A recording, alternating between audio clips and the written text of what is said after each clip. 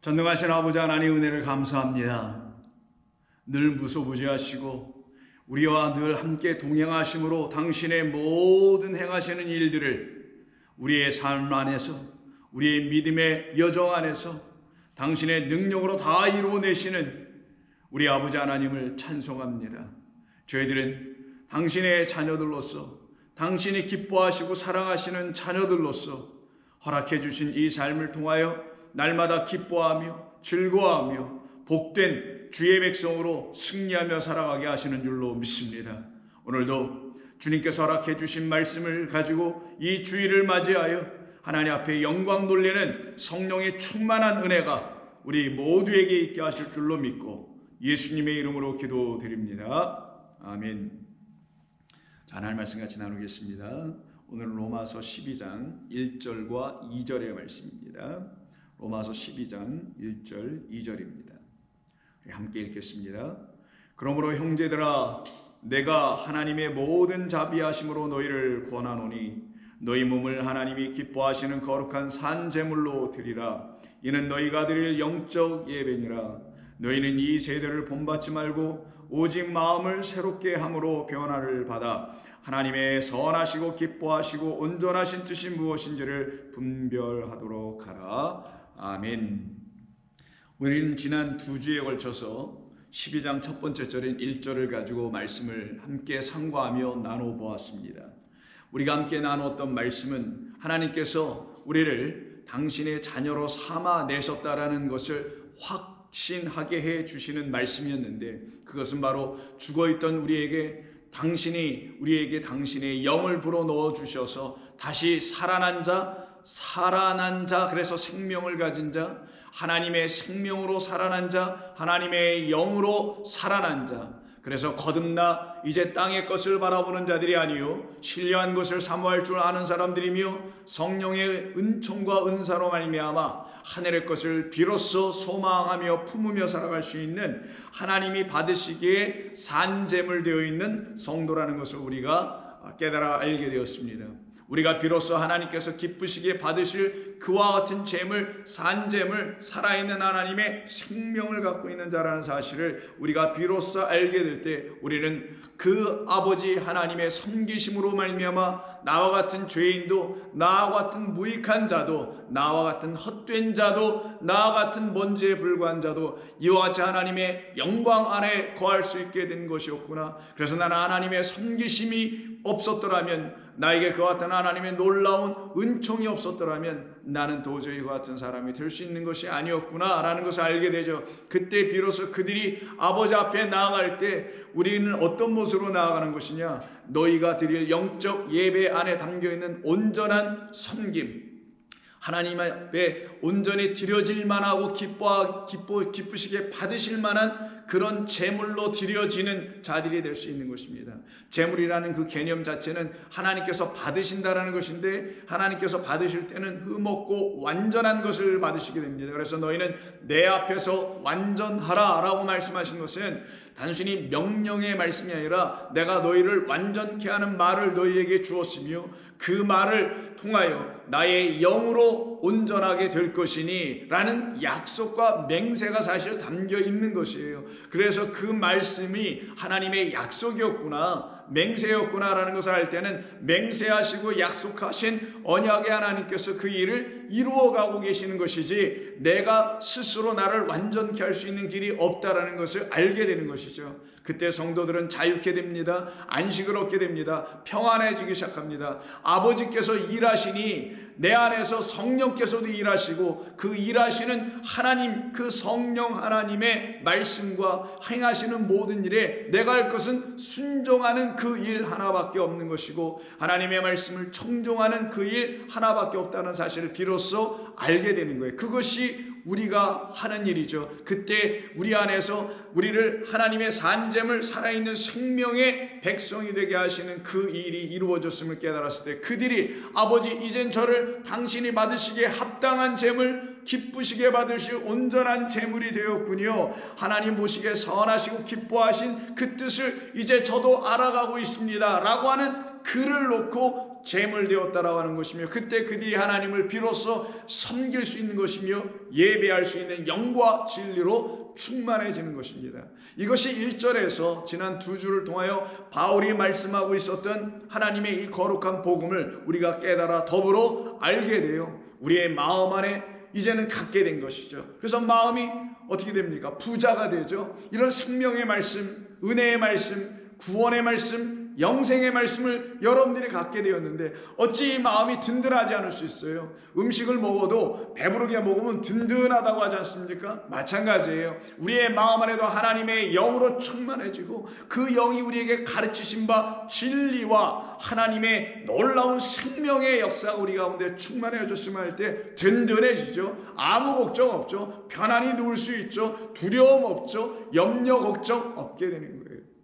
그 말은 이 세상의 것에 대한 염려 걱정이 더 이상 없어지게 된다는 거예요. 이 보이는 세상에 대하여 내가 갖게 되는 마음이 이젠 달라졌다는 거예요. 보이는 이 세상이 우리에게 줄 수 있는 것은 어떤 것들이냐? 전부 다 헛된 것들을 주잖아요. 그래서 예수님께서도 이 세상에 대해서 말씀하시는 이야기가 있는데, 씨 뿌리는 그 비유인 마태복음 13장을 가서 보시게 되면 우리 주님께서 씨 뿌리는 그 자의 비유를 통해서 말씀하실 때 세 번째와 관련되어 있는 그 씨 뿌림의 그 밭이라고 해야 되겠죠. 그 땅을 놓고 뭐라고 하시냐면 13장 21절에서 그 땅은 가시덤불이 있는 땅이다라고 하시며, 그 땅에 씨라는 당신의 말씀이 떨어지면, 혹은 당신 자신이시니 당신 자신이 그 가운데 생명 주시기 위해서 십자가에 못 박혀 죽으심이라는 하나님의 미랄로 죽어주심에 떨어짐이, 파괴됨이 그들 가운데 이루어지게 되면 이것이 씨 뿌려지는 이유인데, 근데 그 밭이 지금 엉겅퀴와 가시덤불이 여전히 있는 밭을 놓고 21절에서 다음과 같이 말씀하세요.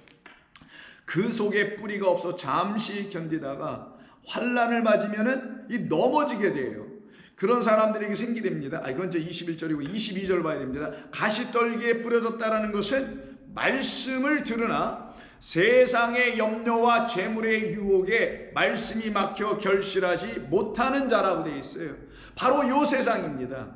바로 이 세상의 것에 붙잡히지 않게 하시는 것이 하나님께서 우리를 거룩한 산제물로 바꾸시기 위한 하나님의 섬김이에요. 하나님의 섬김은 진리의 말씀과 온전한 진리의 영인 진리의 성령으로 우리에게 오셔서 섬겨주시는 거죠. 그러니 우리는 진리를 듣고 진리의 영으로 인도함을 받게 되어 있어요. 그들은 이와 같이 더 이상 가시떨기와 같은 존재들이 아니요, 온전히 옥토인 좋은 땅으로 바뀌어 있는 사람들이 되어 있는 것입니다. 그런데 여전히 아직 가시떨기의 상태에 있는 우리의 영혼이라면 그 영혼을 뭐라고 하냐면 여전히 세상이라고 하는 거예요.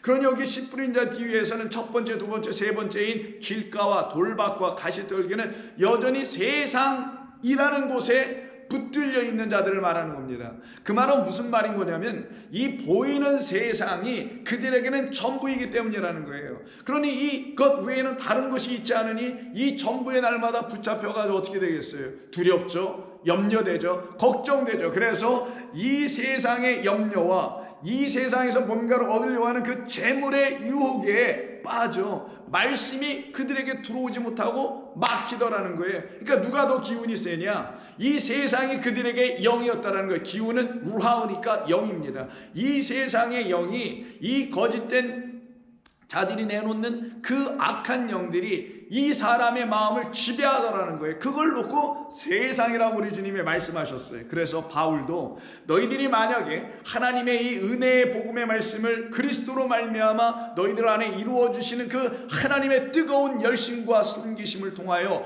복음의 백성이 되어 이렇게 하나님이 받으시기에 합당한 살아있는 자들이 되어 있다면, 부활한 자가 되어 있다라면, 하늘로 말미암아 거듭난 자가 되어 있다면 너희는 이 세대를 본받지 않게 되지라고 하는 게 2절 첫 번째 절의 시작의 말씀인 것입니다. 그래서 2절의 시작은 너희는 이 세대를 본받지 말라고 한 거예요. 이때 세대라는 말은 좀 전에 방금 전 마태복음 13장 씨 뿌린 자의 비유의 말씀에서 세상의 염려와 재물 이런 등등을 얘기하실 때 그 세상이 있었죠. 그와 같은 단어예요. 근데 마태복음에서는 세상이라고 우리말로 번역을 하고 여기에서는 그 같은 단어 헬라어를 세대로 번역을 했네요. 그러면 우리는 잠깐 여기에서 이런 혼돈, 번역의 혼돈을 통하여 우리가 갖게 될 온전한 이해, 세대는 뭐고 세상은 뭔지 이런 것에 대한 온전한 이해가 좀 있어야만이 바울이 지금 바울뿐만이 아니에요. 베드로, 바울 모든 진리를 깨달은 성도들은 분명하게 정확하게 다 깨달아 알게 되는데 그 알게 되어야 할 그 내용을 이 세상이 무엇인지를 우리가 좀 짚고 넘어가야 합니다. 먼저 세상이라는 것은 세 등분으로 나눠서 생각해 볼 수가 있는데 하나님이 세상을 이처럼 사랑하사라고 할 때 그 세상은 코스모스라는 헬라어를 번역한 세상입니다. 코스모스, 여러분 영어로 코스모스 하면은 우주입니다. 자, 그러면 무슨 말이냐? 코스모스라는 것은 성경에서 말하는 코스모스, 헬라 사람들이 생각했던 그 당시의 그 코스모스의 의미는 이 모든 천지 만물을 말하는 거예요. 눈에 보이는 모든 것들을 말합니다. 그 코스모스라는 단어를 신약 성경의 기자들, 즉 예수님의 제자들과 복음의 전도자들이 그 코스모스라는 단어를 빌려다가 무엇을 사용하고 있냐? 하나님이 이으신 천지창조, 모든 피조된 세계를 설명할 때 그 코스모스를 차용해 온 거예요. 그러면 코스모스라는 세상은 어떤 의미냐? 하나님이 지으신 모든 것을 코스모스라고 하는 거예요. 그런데 여러분, 그걸 세상이라고 할 때 그 세상이라는 코스모스는 여러분이 보신 코스모스, 보신 세상도 있고 보지 못한 세상도 있잖아요. 예를 들면은 여러분들이 이 미국이라는 이 세상에만 살고 있으면 가보지 않은 다른 세상이 있잖아요. 지구를 몇 바퀴 돌았다 할지라도 여러분이 모르는 화성이니 무슨 뭐 어디니 이런 등등 이 모든 지어놓으신 것이 다 코스모스이기 때문에 코스모스는 가장 넓은 의미의 세상, 창조된 것, 피조된 세계를 코스모스라고 하는 거예요. 하나님이 그것을 사랑하셔서 라고 하는 거예요. 자, 그러면 두 번째, 이 본문에서 오늘 좀 2절에서 사용된 세대라고 번역한 이 말은 사실은 세상인데 혹은 세상이라고 번역할 수도 있고 세대로 번역해도 좋아요. 우리말 번역은 중요하지 않습니다. 이거는 어떤 단어를 우리 이 세대로 번역하거나 세상으로 번역하게 되냐면 아이온이란 단어를 가지고 번역한 겁니다. 아이온은 세상이라고 번역할 수도 있고 아니면은 시대라고 번역할 수 있어요. 세상이라고 번역하면은 뭐 world가 될 수도 있고 시대라고 영어로 번역한다면 age가 될 수 있습니다. 그런 의미예요. 그래서 이 의미는 어떤 의미를 갖고 있냐면 아이오는 이런 때도 사용되는 거예요. 영생을 얻게 하려 함이라 라고 하는 거예요. 왜? 어디에서? 요한복음 3장 10절 하나님이 세상 코스모스를 지으셔서 모든 천지를 지으신 이유는 이 세상을 사랑하셔서 그러는데 뭘 주시려고? 우리로 하여금 영생을 갖게 하려 함이라죠. 누구를 믿을 때? 그가 보내신 독생자 그리스도 예수 안에서 믿게 될 때는 영생을 얻게 하려 할 때 그 영이라는 영자, 생자하고 영자가 있는데 이 영자가 아이온이라는 단어에서 발현된 아이오노스라는 단어예요. 그러면 아이온이라는 단어는 어떤 단어로 쓰냐? forever 아니면 eternal 이런 의미로도 사용되는 단어예요. 그럼 무엇을 말하냐? 하나님께서 이 천지 만물 모든 피조된 이 코스모스라는 세상을 지어주신 그 뜻과 그리고 그 코스모스의 어느 한 구퉁이에 모여서 살고 있는 우리들, 예를 들면 이 지구라는 땅에서 우리가 살고 있는 우리, 더 소급해 보면은 미국에서도 캘리포니아, 그리고도 사크라멘토, 아니면 여러분이 살고 있는 각각 집, 여기를 세상이라고 하는 거예요. 그렇게 우리가 거하고 있는 이 세상은 하나님이 왜 코스모스를 통하여 이런 세상을 이렇게 작은 것을 이렇게 우리에게 또 이렇게 주신 것이냐? 왜? 이게 아이온이다. 아이온인데 이건 어떤 것을 위한 아이온이냐? 세상이냐? 영원한 나라라는 영원한 세상을 비추고 있는, 보여주고 있는 그림자의 역할과 모형의 역할과 비유의 역할을 하고 있는 것으로서의 세상이다라는 거예요. 그것이 지금 우리가 눈으로 인식하고 있는 세상이에요. 그래서 눈으로 인식하고 있는 이 세상이라는 지구가 우리에게 전부이긴 하지만 지금은 과학이 발달해가지고 더 멀리 있는 뭐 해왕성, 뭐 명왕성까지도 보고 그 너머에 있는 어떤 세계도 사진으로는 볼 수는 있잖아요. 그런 걸 다 뭐라고 하냐? 그냥 세상이라고 하는 거예요.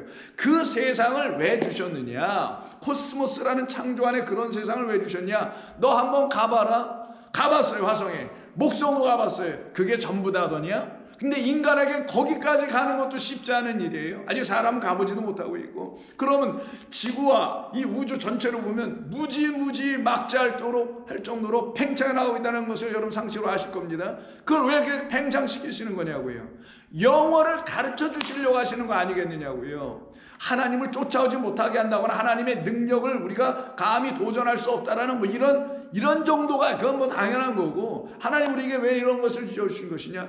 영원을 가르쳐 주시려고 한 거예요. 영원한 세상, 영원한 나라, 영생의 나라, 사망이 없고 죄가 없고 흠이 없고 완전한 의미에서 영원한 그 아버지의 나라가 있다라는 것을 요 세상 아이온을 통해서 가르쳐 주시려고 했던 것이기에, 이 아이온이라는 단어는 이 영생이라는 영원함을 내포하고 있는 단어기도 한 거예요. 지금 이 본문에서는 바로 그 세상을 쓰고 있어요. 근데 이 세상이 뭐예요? 사람들의 눈으로만 보고 있고 자기들이 경험하고 있는 그 세상을 얘기하는 거예요. 본문 2절에서는. 세 번째는 어떤 게 있냐? 여기 지금 세대라고 번역을 했잖아요. 이 세대라고 번역한 그 단어는, 세대라고 번역하려면 게네아라는 단어를 써야 됩니다. 이 게네아라는 건 말 그대로 세대예요. 그럼 한 세대라는 게 뭐예요? 아버지가 아들을 낳기 이전까지 한 30년 정도의 한 시간 정도, 요걸 한 세대 혹은 40년을 한 세대라고 합니다. 그리고 그로 인해서 자식이 또 태어나면 2세대가 형성된 거죠. 그 다음 세대가, 그들이 또 30년 또 가면 그들도 장수해서 또 자식을 또 낳아요. 그럼 3대, 1대, 2대, 3대. 그러면 할아버지, 아버지, 손자 이렇게 되는 거죠. 한 대가 더 4대가 되면 증조 할아버지 이렇게 넘어가는 거 아니에요. 4대가 산다면. 요거를 세대라고 해요. 세대라고 번역한다면 그런 게네아라고 해서 그 단어로 사용해야 되는 거예요. 그러면 세대와 또 시대는 어떤 의미로 차이가 있느냐? 이 게네아와 여기 본문에서 사용된 아이온은 어떤 차이가 있느냐? 바로 요 한 세대, 두 세대가 모여서 살아가고 있는 이 전체를 뭐라고 하냐? 이게 또 아이온이라고 하는 거예요. 그걸 세상이라고 하는 거예요. 왜? 나나 나의 아버지나 아버지의 아버지가 함께 살아가고 있는 30이 함께 살아가고 있는 그 전체가 한 100년 정도 된다고 볼 때 요거를 우리가 경험할 수 있는 세상 전부거든요. 나라는 사람은 아버지로부터 뭔가를 듣고 그의 가르침을 통하여 그가 경험했던 세상을 내가 간접적으로 경험하면서 나는 지금 내 삶의 어떤 세상을 살아가요. 근데 나에겐 또 할아버지도 계시네. 그럼 할아버지가 살았던 그 세대에 살았던 일들과 그 세대에서 일어난 세상이 있었어요. 그 세상을 내가 지금 경험하고 있다는 측면에서 세대는 가장 작은 단위의 세상이고, 그 작은 단위의 세상, 세대라는 세상이 모이면은 하나의 좀 더 큰 세상이 나오는 거고, 그것이 더 크게 확장되면 코스모스라는 하나님이 지으신 모든 것이 되는 거예요. 바울은 우리로 이해할 수 있는 세상은 바로 요 아이온의 세상이라고 얘기한 겁니다. 그 아이온이라는 눈에 보이는 세상, 우리가 밖에 나가면 경험하는 모든 것들이 있잖아요. 지금요, 이거를 세상이라고 지금 아이온으로 지금 바울이 사용하는 거예요. 그러면서 하는 말이, 너희는 이 세대를 본받지 말라. 그리고 변화를 받아 하나님의 선하시고 기뻐하시고 온전한 뜻이 무엇인지를 분별해야 된다 라고 두 개의 명령문으로 사용하여 2절을 만듭니다. 근데 여기 우리 본문으로 보면 명령문이 이렇게 되어 있어요. 너희는 이 세대를 본받지 말라라는 본받지 말라가 첫 번째 명령문이고, 두 번째 명령문은 좀 우리 본문을 통해서는 어떤 것으로 보이냐면 마지막 끝부분에 있는 온전하신 뜻이 무엇인지를 분별하도록 하라라고 하는 이 부분이 명령문으로 되어 있어요. 그런데 원문은 이 끝에 있는 분별하도록 하라가 명령문은 아니고요. 첫 번째 명령문은 여기 기록된 그대로 본받지 말고라는 그 부분이 첫 번째 명령문에 해당되고, 두 번째는 오직 마음을 새롭게 함으로 변화를 받아, 요 변화를 받으라 라고 하는 이것이 두 번째 명령으로서 이 두 개의 명령문이 있어요. 그러니까 본받지 말고 변화를 받으라는 거예요. 그리고 세 번째 해당되는 분별하도록 하라라는 것은 명령문이 아니라 분별하기 위하여라는 것으로 되어 있습니다. 자, 이런 구조로 되어 있는데, 그러면 바울이 지금 2절에서 갑자기 왜 이 세상을 본받지 말라라고 한 이유가 뭔가? 바로 여기 있어요. 1절 때문에 그런 거예요. 너희는 뭐라고요? 하나님의 섬기심으로 말미암아 하나님께서 기쁘시게 받으실 산 제물이 되어 있잖아. 살아있다라는 건 세상에서 주는 생명이 아닌 하나님께서 하늘에서 주신 영원한 그의 나라에서 주시는 생명, 다른 말로 하면 영원한 그의 나라에서 살기 위하여 가져야만 하는 그 생명. 이 육의 나라라는 이 아이온이라는 이 세상에서는 누구든지 육이라는 생명을 가지고 살다 다 죽고 끝나지만, 아버지의 나라, 영원한 그의 나라, 아버지의 나라에서는 영원한 생명이라는 걸 가져야만이 살 수 있어요. 그 생명 가진 자들을 살아있는 자여 산재물이라고 하고, 하나님은 당신의 나라에 올 사람들은 이렇게 살아있는 내가 기쁘게 받는다는 건 재물, 받을 존재인 내가 기뻐하게 받을 재물들만 오는 거다 라고 한 그 말 때문에, 그러니 너희는 이 세상을 본받지 말아야지, 이런 얘기를 하는 거예요. 그러면 우리가 이런 생각을 할 수 있습니다. 아니, 우리가 이 세상을 본받지 말라는 게 무슨 말이야? 우리가 이 세상에서 두 다리를 지탱하며 살아가고 있고, 우리의 가족이 있고 친척이 있고 가정이 있고 뭐 사회가 있고 우리가 살아가는 모든 것이 이렇게 다 엮여 있고 연결되어 있는데 이 세상을 본받지 말라는 게 도대체 무슨 말인가? 다시 말씀드리면 이 세상의 겉의 것을 본받지 말라, 뭐 이런 말이 아니라 보이는 그것이 가져다주는, 그것만 붙들고 뭔가를 얘기하고 있는 그 세상을 본받지 말라는 거예요. 그럼 우리가 이걸 어떻게 해야 될지 모르는 거예요. 아니, 이게 보이는 게 전부인데 우리의 눈에는 이걸 어떻게, 그럼 뭐 다른 걸 본받으라는 거예요? 이걸 본받지 말고 이걸 어떻게 하라는 거예요? 라는 생각이 들어오겠죠. 그런 사람들에게만 하나님께서 약속하여 맹세하여 언약으로 주시는 말씀을 드디어 듣기 시작하는 거예요. 왜? 그들은 물어봤거든요, 하나님께. 하나님, 이걸 뭐 어떻게 하라는 겁니까? 이 세상을 본받지 말라니, 그럼 저는 이 세상에 살지 말라는 것인가요? 어떻게 하라는 건가요? 라는 질문을 던지면 그들 가운데는 이게 답이 안 됐다라는 말이잖아요. 다른 말로 하면 답답하다는 거죠. 이 말씀 아직 이해를 못하겠다라는 거죠. 어떻게 해야 됩니까? 라고 하는 질문을 하는 사람들을 겸손한 자들이라는 거예요. 그들에게 하나님은 당신의 영을 부으셔서 성령으로 이 말씀을 깨달아갈 수 있도록 성경 곳곳에 배치해 놓고 이미 말씀해 놓으신 말씀들을 가지고 가르치시는 게 하나님이 하시는 일입니다. 그러면 이 말씀은 우리가 스스로 본받고 본받지 않고 하는 결정을 우리가 하는 게 아니라, 이 말을 이렇게 그대로 읽으면 우리가 막 해야 되는 것처럼 보여요. 너희는 이 세대를 본받지 말라. 그럼 딱 들었으면 네, 본받지 않을게요 라고 하여 자기가 뭘 어떻게 본받지 않으려고 자기를 스스로 이렇게 막 구분하고 구별하고 이렇게 애를 쓰게 될 거예요. 그런데 이 말은 또 그런 말이 아니고 능동태로 번역했지만 이건 수동태입니다. 더군다나 수동태라면 본받지 않아줘야 된다, 이게 또 명령문으로 된 거잖아요. 그럼 내가 하는 게 아니요, 누군가에 의해서 나는 본받지 않아지도록 되어 가라라는 거예요. 그 되어가는 길은 네가 하는 게 아니고 내가 하는 거니, 내가 하는 일에 너는 순종해야 해 라는 거예요. 다른 말로 하면 내가 너에게 어떤 말을 깨닫게 해주어 그 말로 말미암아 이 보이는 세상이 내놓는 헛된 염려, 근심, 걱정, 재물, 욕심 이런 등등에 붙잡히지 말고 영원한 아버지의 나라의 진짜 생명, 진짜 그 좋은 거, 재물이라 합시다. 진짜 보화 중에 보화를 너희들은 비로소 만나게 될 건데, 그 일은 너희가 뭘 어떻게 해서 되는 게 아니라 내가 주는 모든 말들을 일일이 성령이 가르쳐 줄 테니 그 말로 깨달아 알게 되면 너희들은 눈이 띄어지고 드디어 이 세상을 통해 보는 게 아니라 이 세상을 넘어서 보게 되는 나의 것들을 다 보게 될 거야. 이것이 바로 예수 믿는 거예요. 이것이 바로 하나님의 말씀을 들고 있는 예수 믿는 자들이 깨달아야 되는 과정의 삶이고, 이걸 믿음의 여정이라고 하는 거예요. 그래서 이미 하나님은 너희들이 하는 게 아니라 내가 하는 것이니 내가 왜 이런 걸 미리미리 해놓지 않았겠느냐 라고 말씀하셔야 되겠죠. 이것을 깨달은 시편의 기자가 시편 78편에서 다음과 같이 이야기합니다. 1절, 내 백성이요 하나님의 입을 대언하는 것처럼 말합니다. 내 율법을 들으며 내 입의 말에 귀를 기울여라 라고 말씀하세요. 여호와 입에서 뭐가 나오죠? 우리를 살려내는 말씀이 나온단 말이에요.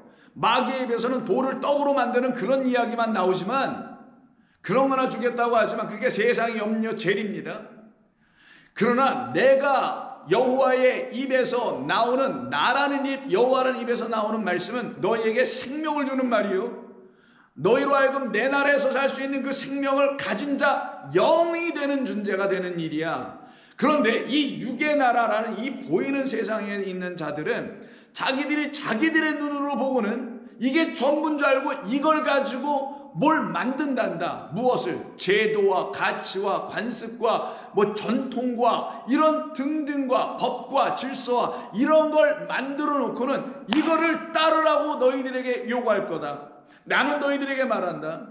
그것은 나라는 영원을 가르치기 위한 보이는 말씀인데, 그들은 그 나라는 영원한 진리라는 말씀을 가르쳐내기 위해서 보이는 말씀으로 창조되어 피조되어 준 이 세상을 가지고 자기들이 필요한, 자기들이 원하는 세상을 이루게 하여 법과 질서와 규칙과 등등등등을 만들거나 철학을 만들거나 이데올로기를 만들거나 더 나아가서 종교를 만들고 있지만, 너희들은 그렇게 하면 안 된다라는 거예요. 그럼 어찌해야죠? 그러니 내 법을 어떻게 하라는 거예요? 율법을 들어라. 이 하나님의 말씀을 읽고 들으라는 거예요. 여기에 답이 다 있다라는 거예요. 여러분 정말 믿으십니까? 여기에 모든 답이 다 있다라는 거. 이 세상에 대해서 말할 수 있는 정도는 기본이고, 이 성경이, 이 율법이 우리를 영원한 생명을 갖게 하는 하나님의 입에서 나오는 살아나게 하는 말씀을 이 성경이 갖고 있다는 사실을 여러분 믿으시냐고요. 그때 여러분 그러면 하나님, 나는 사람 입에서 나오는 말에 귀를 기울일 게 아니라 여호와 입에서 나오는 말에 나는 날마다 귀를 기울여야만 하겠습니다 라고 엎드리게 되어 있어요. 그들이 엎드리니까 겸손해지는 거예요. 납작 엎드려 버렸으니까. 그때 뭐라고 하시냐? 2절, 내가 입을 열 거야. 여호와 입에서 말씀이 나오니까 약속하신 대로 내가 입을 열어줄 거야. 입을 열어 비유로 말하며 예로부터 감추어졌던 것을 내가 드러내줄 거야. 이걸 맹세, 약속, 언약이라고 하는 거예요. 이 말씀에서 왜 쓰셨냐면, 내가 입을 열기 전에는, 그래서 입을 열어 뭔가 비유로 너희들에게 말하여 예로부터 감춰졌는 것을 드러내주는 그런 입으로 내가 입을 열지 않아주면 너희는 이 보이는 것들만 붙잡고 살게 될 수밖에 없다. 그러나 이 보이는 모든 것들은 예부터 감추어졌던 것을 들춰내기 위하여 지금 너희들 앞에 있는 것뿐이다. 그리고 이 모든 것은 그 너희들 앞에 있는 것이 설명해 줘야 될 그 보이지 않는 그 너머에 있는 것을 가르치기 위한 비유에 불과하다. 그래서 여러분, 이 세상의 모든 지어진 건 다 비유입니다. 이거는 하나님이라는 실제, 하나님만이 실제예요. 그분만이 리얼리티입니다. 그분 외에는 리얼리티가 없어요. 그 하나님이라는 실제가 드러나게 하기 위하여 보여지는 우리 인간의 눈에만 이렇게 감지되는 사실상 그림자라는 실제에 불과한 거예요. 그 그림자와 모형을 하나님께서 당신의 입으로 풀어주시겠다라는 거예요. 어떻게? 비유, 이건 비유야. 비유인데 너희가 비유를 듣고 이게 무슨 말 하는 거지? 못 알아들으니 내가 어떻게 풀어줄 거야. 풀어주면 그 안에 감춰졌던 하나님의 비밀인 그리스도라는 영이, 그리스도라는 생명이 너희들 안에 들어오게 되지. 그리스도는 만물의 근원이요 으뜸이니 이 지어진 모든 것이 무엇으로 누구로부터 이루어졌는지를 알게 하는 그 그리스도인 하나님의 비밀이 너희 가운데 드러나면, 아, 이 모든 것은 당신이군요. 이 모든 지어진 것은 당신으로 말미암은 것이군요. 당신을 들춰내기 위해서 있는 것이군요 라고 알게 되는 거예요. 그 일이 일어나야만 하나님을 비로소 아는 자가 돼요. 그래서 3절, 이는 우리가 들어서 아는 바요, 우리의 조상들이 우리에게 전하여 준 바라. 진리의 계보가 있잖아요. 세수로 넘어가는 그 족보가 있지 않습니까? 성경에 그 하나님의 믿음의 백성들의 족보를 통하여 계속해서 전하여 준 바 믿음의 말씀, 진리의 말씀, 영의 말씀이라는 거예요. 우리가 이를 그들의 자손에게 숨기지 아니하고 계속해서 후대에 전하리로다. 이걸 복음 전하라고 하는 거예요. 이걸 알지도 못하는 하나님의 말씀을 이 문자로만 들고 나가서 하나님이 세상을 이처럼 사랑하시니 여러분을 사랑합니다. 예수 믿으세요. 이게 복음 전하는 겁니까? 그냥 천국을 파는 거지. 왜? 그들이 천국이라는 건 영생이잖아요. 영원히 사는 거잖아요. 죄인이고 흠 많지만 나를 용서해 준대, 영원히 살게 한대. 그러니 그냥 덥석 물게 하는 이런 식의 이 복음 전도는 복음 전도가 아니거든요. 나는 완전히 내 눈으로 보고 내 눈으로 내 마음으로 깨달아 나는 뭔가를 가졌다고 하고 이해하고 있다고 해서 내가 세상을 좀 살아가고 있다고 하는 그 사람에게 가가지고 복음을 전한다는 건 뭐냐? 당신은 죽은 자요. 당신은 생명 없는 자요. 하나님이라는 생명이 없으니 죄인이요. 이게 하나님의 말씀에서 벗어났다는 하마르티아라는 죄의 개념 아니냐고요. 당신은 그 하나님 생명, 그 하나님이 없으니 죽은 자요. 이거부터 시작하는 거거든요. 복음을 전한다는 거는. 그래서 이 복음을 전하는 사람들은 이 진리를 갖고 전한다라는 거예요. 그로 말미암아 6절에 어떤 일이 벌어지냐? 이는 그들로 후대 곧 태어날 자손에게 이를 알게 하고, 그럼 그 자손은 아까 세대라고 했어요. 세대가 연결되면 그걸 시대, 하나의 세상, 아이온이라고 하는 거예요. 그런 세상이 새롭게 만들어지는 거예요. 그들에게는 자손에게 이를 알게 하고, 그들은 일어나 또 그들의 자손에게 또 알려줘요. 계속 넘겨줘. 그들로 그들의 소망을 하나님께 두게 만들고 하나님께서 행하신 일을 잊지 아니하고 오직 그의 계명을 지켜서. 왜? 계명이라는 건 우리에게 진리를 가르쳐주기 위한 하나님의 말씀을 계명이라는 거예요. 근데 계명이 진리를 가르쳐주지 않고 계명을 지키기만 하라고 있어. 그래서 십계명을 지키기만 해. 모르티기 지키는 이도 모르면서 또 지키려고 또 덤벼들게 만들게 해. 그런 상태를 갖다가 그건 헛된 계명, 사람의 계명이라고 하는 거예요. 그 수준으로 전락해 있는 것이지. 하나님의 말씀이 그들의 이성, 도덕, 철학으로 또 전락됐다는 게 사람의 계명으로 말씀한 거예요. 예수님께서. 그 상태로 가면 안 된다는 거예요. 계명을 주신 이는 하나님이신데 왜 주셨냐? 사랑을 가르치려고. 사랑과 은혜로 우리가 어떻게 구원받게 되는지에 대한 그 진리를 가르쳐 주려고 계명을 주신 것이다 라고 하는 거란 말이에요. 그의 계명을 지켜서. 그럼 안 지킬 수가 없지. 그걸 내 마음에 지켜야지. 그것이 없으면 내가 어떻게 구원받는지를 가이드하고 인도해 줄 근거 자체가 없거든요. 그걸 지키는 거예요. 마음 안에다가. 그래서는 그들의 조상들 곧 완고하고 패역하여, 여기서 얘기합니다.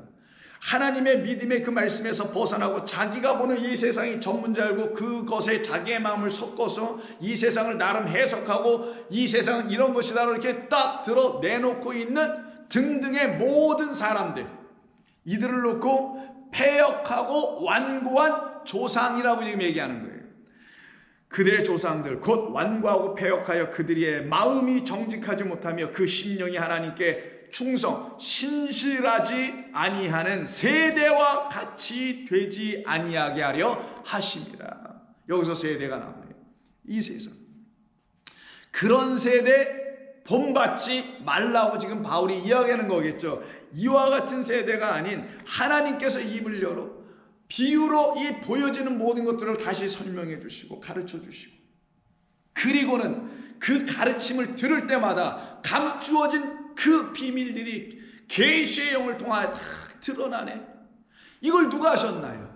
우리 주님이 산상순에 보면 산에 올라가 오르사 입을 열어 비유로 말씀을 쫙 가르쳐 주시죠. 이걸 산상순 이하의 모든 말씀에서 나는 비유가 아니면 말하지 않는다라고 하신 그 이유는 바로 이 모든 것이 비유이며 그가 눈으로 보는 모든 것은 하나님이라는 실제를 드러내기 위한 비유라는 사실을 우리 주님이 아셨기에 당신이 입으로 말하면 그거는 이 세상의 것을 가지고 얘기하셔야 되니 다 비유로 말할 수밖에 없다고 하신 거예요.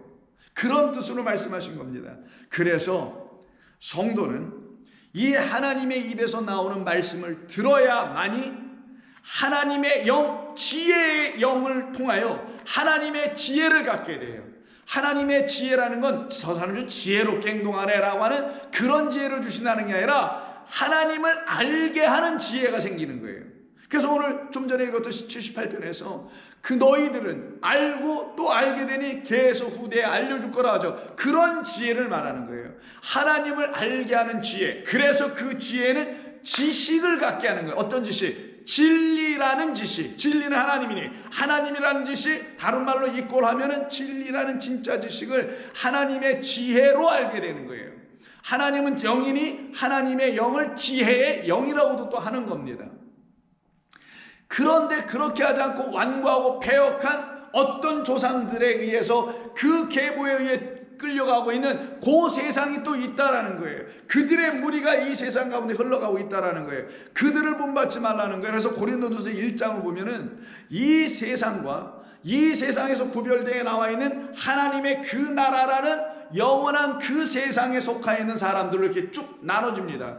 그때 20절, 1장 20절에서 뭐라고 바울이 얘기하냐? 지혜 있는 자가 어디 있느냐? 선비가 어디 있느냐? 배운 자가 어디 있느냐? 이 세대에 변론가가 어디 있느냐? 있냐? 그들이 말하는 변론, 그들이 말한다는 학식이라는 모든 것, 그들이 말한다는 지혜는 이 보이는 것만 갖고 뭘 만들잖아. 그게 바로 종교고 철학이고 학문들 아닙니까? 이것이 전분자를 여기로 추앙하게 만들어 가잖아요. 어디 있느냐? 하나님께서 이 세상의 지혜를 전부 다 미련하게 하신 것이 아니냐? 그러면 하나님께서 이 세상의 지혜를 미련하게 했다라는 걸 안 사람이 있다라는 거잖아요. 바울처럼. 그 말은 뭐예요? 이 세상이 내준 지혜가 진짜인 줄 알고 쫓아가다가 하나님의 은혜로 하나님을 만나서 하나님의 지혜의 영을 통하여 하나님의 지혜를 알게 되니 이 세상이 내놓은 건 이 보이는 현상 껍데기만 얘기한 것이었구나라는 걸 비로소 알게 된다는 거예요. 그리고는 하나님의 지혜 안으로 딱 끌려 들어가니 보이지 않는 것들이 비유의 말씀으로 다 알려지네. 보이는 모든 비유를 통하여 깨달아 알게 되는 거예요. 그때 이 세상이 내놓는 지혜가 얼마나 미련한 것인지를, 헛된 것인지를, 한심한 것인지를 알았다라는 거예요. 내가 저게 진짜 고귀하고 가치 있는 줄 알았지만 아무것도 아니었구나 라는 걸 비로소 알게 된 거예요. 그러니 그들이 세상의 재물을 욕심낼 이유가 없게 되는 거예요. 세상의 재물을 욕심내려면 세상이 내놓는 지혜를 쫓아가야 되거든요. 뭘 좀 알아야 되거든요. 그런 일 알아더라는 거예요. 그래서 21절 하나님의 지혜에 있어서는 이 세상이 자기 지혜로 하나님을 알지 못함으로 하나님께서 전도에 미련한 것으로 믿는 자들을 구원하시게 된 것이다 라고 말씀하죠. 그리고는 2장에 가서 4절 이하에서 다시 얘기합니다. 내 말과 나 바울의 전도함이 설득력 있는 지혜, 사람의 어떤 말, 능력, 구사력, 언어, 통사력 이런 것으로 하는 그런 지혜, 그 그리스의 철학자들이면 말쟁이들 아니었냐고요. 그런 지혜의 말로 하지 아니하고 다만 성령의 나타나심, 계시예요. 나타나심과 능력으로 하여 너희 믿음이 사람의 지혜에 있지 아니하고 너희 믿음이 하나님의 능력에 난 하나님의 성령의 나타나심으로 말미암는 하나님의 성령의 지혜 아니었느냐? 지혜의 영으로 말미암은 것 아니었느냐? 이 얘기를 하는 겁니다. 그러면서 6절에서 그러나 우리가 온전한 자들 중에서 지혜를 말하노니 이는 세상의 지혜가 아니요 또 이 세상에서 없어질 통치자들의 지혜도 아니요 오직 은밀한 가운데 이게 숨겨진 감추어진 거예요. 가운데 계신 하나님의 지혜를 말하는 것으로서 곧 감추어졌던 것인데 하나님이 우리의 영광을 위하여 만세전에 미리 정하신 것이라. 그게 아까 78편에서 여호와께서 입을 여셔서 우리에게 다 비유로 가르쳐 주시기 위하여 만세전에 이렇게 정해놓으신 것이라. 이 지혜는 이 세대의 통치자들이 단 한 사람도 알지 못한 하나님의 지혜다. 만약 알았더라면 영광의 주를 그들이 십자가에 못 박지 않았을 것이다. 나 바울도 몰랐기 때문에 예수를 십자가에 박은 자 중에 하나요, 예수님을 쫓아다니고 있는 그리스도인들을 박해 했던 자 중에 하나였다고 얘기하는 거예요. 그가 보았던 세상은 유대교가 가르쳐준 세상이요, 그가 보았던 세상은 그가 우리가 배웠던 세상 학문으로 보게 된 세상 그 전부였단 말이에요. 그래서 세상 학문을 한 손에 유대 종교가 가르쳤던 종교적 지식이 또 다른 한 손에 딱 있어서 이 둘로 넉넉하게 이 세상에서 바꿈치 않고 살아가는 어떤 도구가 되어 살아가는 자였다라는 거예요.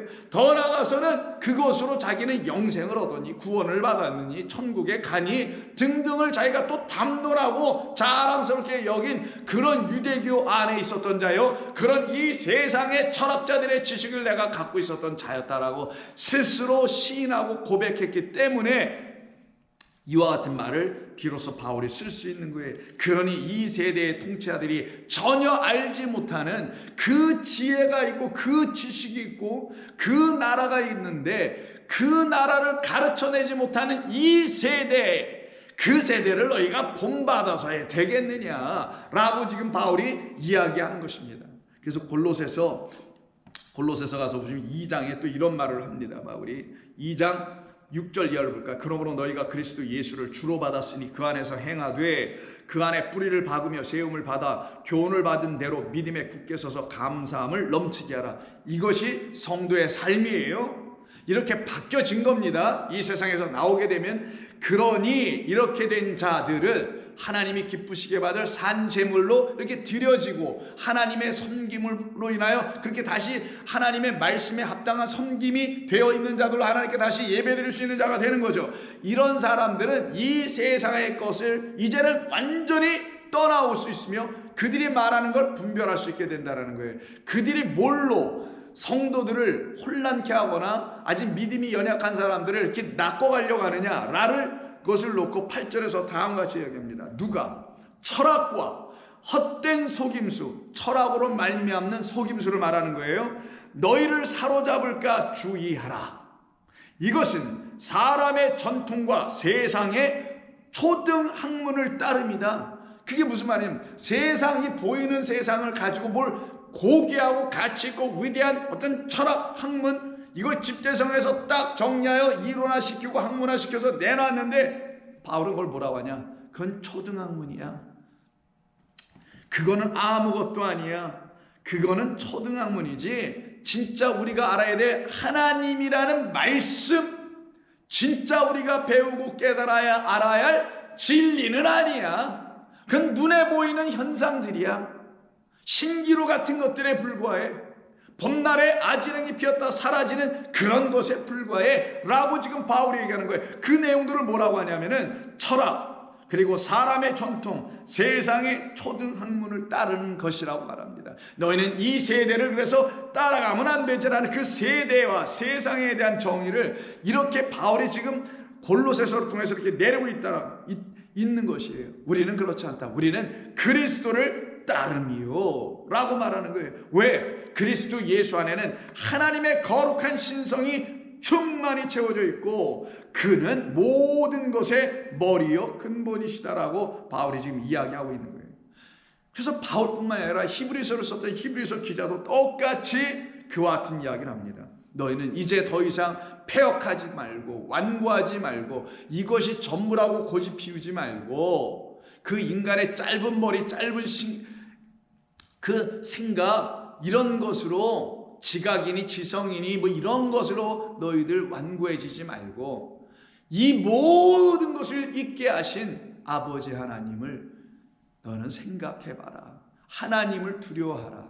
그리고 그분 앞에 엎드려 봐라. 그 이야기를 7절 이하에서 합니다. 그러므로 3장 7절 히브리서 그러므로 성령이 이르신 바와 같이 성령을 말씀을 들어야 또 그게 이루어지니까 엎드리는 일은 오늘 너희가 그의 음성을 듣거든 여호와 입에서 나오는 가르침이에요. 비유로 가르치고 들춰내시는 음성을 듣거든 광야에서 시험하던 날에 거역하던 그 조상들 패역한 조상 인류를 말하는 거예요. 그들과 같지 말고 너희의 마음을 완고하게 하지 말라. 거기서 너희 열조가 나를 시험하여 증언하고 40년 동안 나의 행사를 보았느니라. 그러므로 내가 이 세대에게 노하여 이르기를, 이 세대는 게네아예요. 정말 세대입니다. generation을 말하는 거예요. 이르기를 그들이 항상 마음이 미혹되어 내 길을 알지 못하는도다. 마음이 뭐에 미혹해요? 눈에 보이는 것에 미혹해. 그래서 보암직도 하고 먹음직도 한 이 눈에 보이는 것만 취하고 살아가는 이 미혹에 빠져 있는 자, 미혹됐다라는 건 거짓되게 인도되었다라는 말이에요. 거짓말에 인도되었다. 참된 말을 듣지 못하였다. 그리고 이것이 참된 게 아닌데 이것에 이끌려 가고 있다라는 거예요. 이 상태에 떨어져 있는 사람들을 지금 말하는 겁니다. 그래서 너희가 미혹되어 내 길을 알지 못하는도다. 그러면 당신의 길을 알지 못하니 당신의 영원한 그 나라에 못 들어가는 거잖아요. 그걸 갖다가 그 다음 절에 뭐냐면 내 안식에 들어오지 못하는 자들이다라고 우리 하나님께서 히브리서 기자를 통해서 말씀하는 거예요. 이들의 실체를 누구라 하냐? 당신이라는 하나님을 통하여, 진짜 하나님, 모든 것을 지으신 그 하나님을 통하여 이 모든 지어놓으신 것을 배우고 알아야 되는데 그렇지 아니하고 이 보이는 세상이 그들에겐 신이 되어 그들의 마음을 미혹하고 있다는 걸 말하는 거예요. 그래서 그에 대한 이야기를 고린도후서 4장에서 다음과 같이 이야기합니다. 4장 2절 한번 볼까요? 이에 숨은 부끄러움의 일을 이젠 버리고 속임으로 행하지 아니하며 하나님의 말씀을 혼잡하게 하지 아니한 자들로 세워지게 된 너희들을 위해 내가 쓴다라는 거예요. 고린도 교인들을 향하여서 오직 진리를 나타낼 수 있는 자들이요, 진리를 나타내므로 하나님 앞에서 각 사람의 양심에 대하여 스스로 추천하노라. 그러면서 4절에서 이 얘기를 해요. 그 중에 그럼에도 불구하고 너희들 중에 이 세상의 신이 믿지 아니하는 자들의 마음을 혼미하게 하려 그리스도의 영광의 복음의 광채가 비치지 못하게 함이니 그리스도는 하나님의 형상이라. 이 세상의 신이 어디서? 사람들이 만들어진 신들이죠. 우상들이죠. 인간의 마음에서 빚어져 자기들의 체제를 이루어가기 위해서 신을 딱 만들어낸 그런 모든 여타의 종교들이 지금 갖고 있는 신을 세상의 신이라고 하는 거예요. 저는 염려되는 게 혹시 기독교도 거기에 대열에 서 있을까 하는 것이 저희들은 늘 염려입니다.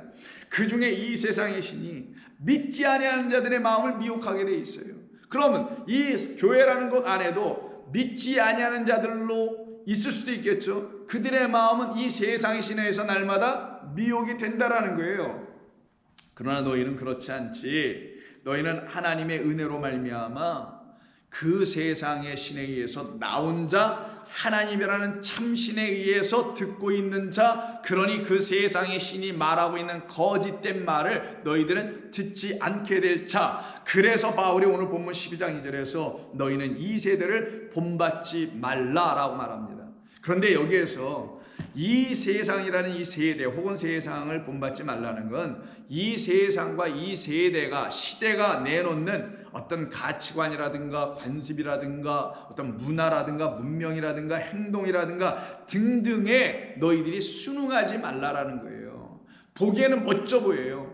보기에는 대중문화, 대중 어떤 등등 괜찮아 보여요. 근데 그것이 성도들의 마음의 생각을 미혹하는, 숨겨져 있는 수많은 악한, 여러분들을 진리가 아닌 거짓된 세상의 지혜로 끌고 가는 악한 것들이 있다는 걸 성도는 알 수 있어야 되는 거예요. 그런 걸 분별할 수 있는 영이 있어야 이 세상의 미디어라든가 영화라든가 드라마라든가 연극이라든가 학문이라든가 이런 등등의 모든 것, 과학까지 포함하여 종교 포함하여 이런 걸 분별할 수 있는 자가 되는 거예요.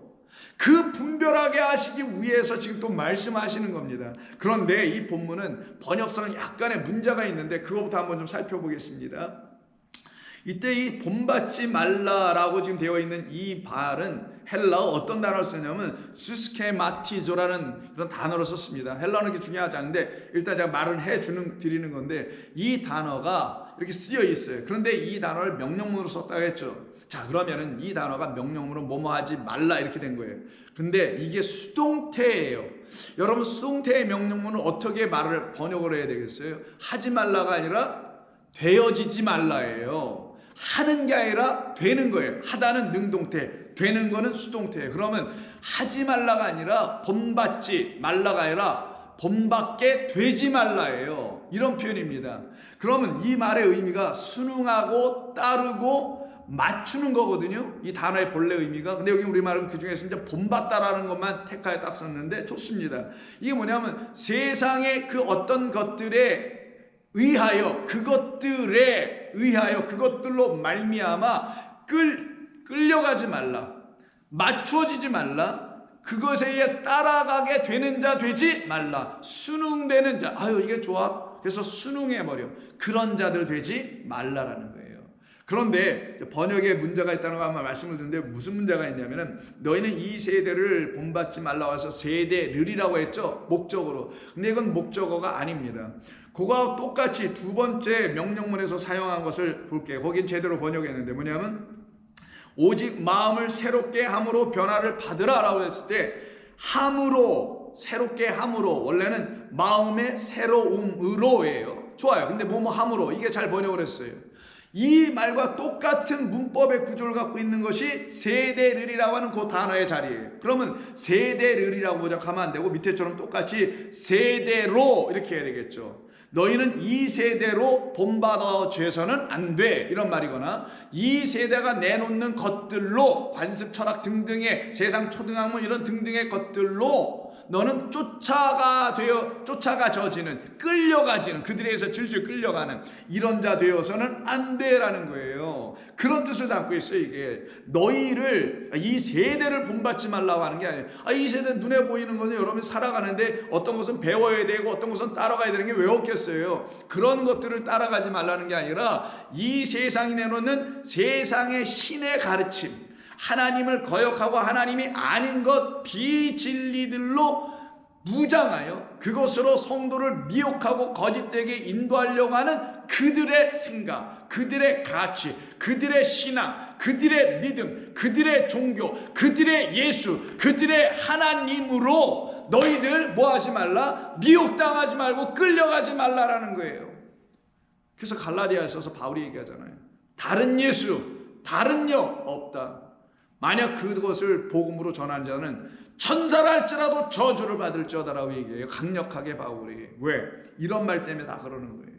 그러면 이 말의 의미는 도대체 어떤 것이냐, 무엇을 도대체 어떻게 하지 말라라는 의미를 이 안에 담고 있는 것이냐, 그건 다름이 아니라 너희가 지금 이 세상에 미혹을 당하고 있는데 그 미혹은 바로 하나님을 알지 못하게 하는 이 세상의 신들, 이 세상의 가르침들, 세상의 지혜에 의해서 끌려가는 어떤 세대로 말미암아 지금 너희의 세대도 그렇고 너희 다음 세대도 그렇고 그 세상이니까 이 세상이 질질질 끌려가고 있다. 그럼 그 세상은 어떤 세상이라냐?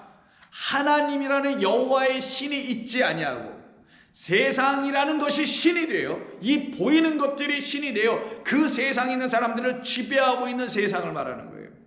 그래서 사사기 2장을 보시게 되면 사사들을 하나님이 세우셨다가 사사들이 죽기만 하면 어떤 일이 벌어지냐? 하나님 보내신 하나님의 영을 갖고 있는 종이 떠나게 되면 한 세대가 끝나죠. 한 세대가 끝나면 하나의 세상이 저물어진 겁니다. 그러면 그 새로운 세대에는 그와 같은 하나님의 영을 갖고 있는 종들이 나와서 그걸 바톤을 넘어 받아가야 되는데 대다수가 그렇지 않고 미혹하고 완고하고 폐역된 그 조상들의 길을 쫓아가고 있더라는 거예요. 거기를 향하여 하나님은 당신의 영을 갖고 있는 여호수아, 모세 등등의 모든 사사, 선지자, 예언자 등등의 하나님의 사람들을 보내셔서 그들을 거기서 끌어내시는 이야기가 사사기의 전체적인 이야기잖아요. 그때 2장 8절에서 여호수아는 죽습니다. 그러고 나니 어떤 일이 벌어지냐? 10절에서 그 세대의 사람도 다 그 조상들에게 돌아갔고 여호수아와 여호수아로 말미암아 하나님을 알게 되어 우리는 하나님만 섬기겠습니다라고 말했던 그들도 다 죽었어요. 그 다음에 그들이 다 세상을 떠난 이후에 그 후에 다시 이 세상에 일어난 다른 세대는 여호와를 알지 못하며 여호와께서 이스라엘을 위하여 행하신 일도 알지 못하고는 바알이라는 세상이 만드는 세상의 신을 쫓아가며 여호와의 목전에서 악을 행한다고 11절에 지금 말하고 있어요. 그래서 그들을 바알을 섬기고 있는 자들에게 팔아버려 하나님께서. 그래 그러냐? 그럼 가서 한번 너희들 나 없는 세상의 신에 의해서 살아감이 무엇인지를 가서 한번 경험해 봤더니 몇십 년 지나니까 다 난리가 났어요. 완전히 세상의 종 노릇하고 자기들이 종이 되었다는 걸 비로소 알게 되면 하나님을 뒤늦게 부르짖고 찾네. 그 말은 뭐예요? 눈에 보이는 세상이 전부인 줄 알고 뛰어들어갔더니만 그 세상의 종 노릇하고 살아가는 게 지금 인류의 거의 대다수가 아니냐고요. 이와 같은 일이 벌어지니 하나님께서 그들을 불쌍히 여기셔서는 그런 바알 버려야지, 아스타로 버려야지, 세상의 신, 그들이 가르친 거짓된 미신, 신학도 아닌 이상한 신학만 가르치지 신악은 못 가르치고, 하나님을 즐거워하고 찬송하는 신악을 못 가르치고, 복음의 그 기쁨은 가르쳐주지 않고 신학만 가르쳐주네. 학문만. 그러고 있으니 어떻게 바알로 하나님을 잘못 보게 된 거죠. 하나님을 바알로 보게 된 거예요. 그래서 하나님께서 그들에게 보내신 것이 사사, 하나님의 영을 가진 자들이에요. 그래서 16절 여호와께서 사사들을 세우사 그 노략자의 손에서 그들을 구원하시는 은총의 하나님으로 찾아오시는 거예요. 그 은총의 하나님을 이들이 비로소 만나게 될 때에 이들이 어떻게 된다고요? 하나님으로 돌아와서 세상이 가르쳐주는 것들로 끌려가는, 그래서 세상을 더 이상 본받지 않게 되는 자들로 세워지게 되고 따라가지 않는 자들로 이루어지게 되는 거예요. 그래서 오늘 본문에서 12장 2절에서 사용된 본받지 말라라는 이 단어는 딱 두 군데, 여기 하나와 또 다른 한 군데서밖에 사용이 안 돼요. 이게요. 그게 어디냐면 베드로 전서에서 사용이 됩니다. 베드로 전서 1장을 보시게 되면 베드로는 다음과 같은 말을 하게 됩니다. 9절 믿음의 결국 곧 영혼의 구원을 받은 자들, 이들이 바로 성도예요. 이들은 하나님께서 하시는 모든 일들이 무엇인지를 하나하나 알아가는 사람들이에요. 그래서 그거를 게으리하지 않아요. 그 일을 부지런히 열심히 공부하고 열심히 살펴보고 열심히 하나님의 계명을 들으려고 해요. 그들을 율법을 주야로 묵상하는 여호수아와 같은 사람들이라고 하는 겁니다. 그래서 10절에서 이 구원에 대하여는 너희에게 임할 은혜를 예언하던 선지자들이, 사사들 등등들이 연구하고 부지런히 살펴서 자기들 안에 계신 그리스도의 영이 받으실 그 고난과 후에 받으실 영광을 미리 다 증언하여 누구를 또한 어떠한 때를 지시하는지를 다 상고하였던 것이라. 그것을 우리들도 이제는 넘겨받지 않았더냐. 그래서 우리 안에도 믿음의 결국 영혼의 구원을 우리가 받게 된 것 아니냐. 그러니 이 섬긴 바가, 우리를 그렇게 섬겨주신 바가 자기를 위한 것이 아니요 너희를 위한 것임이 계시로 알게 되었으니. 계시가 뭐라 그랬어요? 여호와 입에서 나오는 말씀을 비유로 가르쳐 보이지 않는 것을 들춰내는 걸 계시라 그랬죠. 이것은 하늘로부터 보내신 성령을 힘입은 자들 안에서 다 깨달아지게 될 복음이라는 거예요. 그 말을 뭐라고 하냐? 이것은 하늘로부터 보내신 성령을 힘입어 복음을 전하는 자들로 말미암아 너희에게 알려졌으니 너희도 하늘로부터 들려진 그렇게 계보와 세대를 통하여 흘러오고 있는 이 복음을 들은 자들이니 믿음으로 구원받게 된 것 아니더냐? 천사들도 살펴보기를 원하는 것이라. 그러므로 너희는 이제 마음의 허리를 동이고 열심히 뭔가 하는 거죠. 뭔가 딱 결심하고 일을 할 때 사람이 준비하는 게 허리바를 딱 묶는 거 아니겠습니까? 허리를 동이고 근신하여 예수 그리스도께서 나타나실 때 너희에게 가져다 주실 은혜를 온전히 바랄지어다. 이렇게 번역을 하면 예수님이 먼 훗날 이렇게 다시 재림하여 오실 거야. 그때 나를 잘 근신해서 보살펴 놔야지. 이런 차원으로 이걸 이해할 수밖에 없게 되죠. 근데 이게 그런 말이 아니라요. 앞에는 계시라고 번역했어요. 12절에는. 근데 여기 왜 나타나실 때로 번역했는지 몰라요. 똑같은 두 단어 아포칼립시스예요. 그럼 다 이건 계시입니다. 그래서 예수 그리스도의 계시다라고 하는 게 요한계시록 1장 1절이죠. 똑같은 그 계시예요. 그냥. 그럼 어떻게 번역해야 되냐?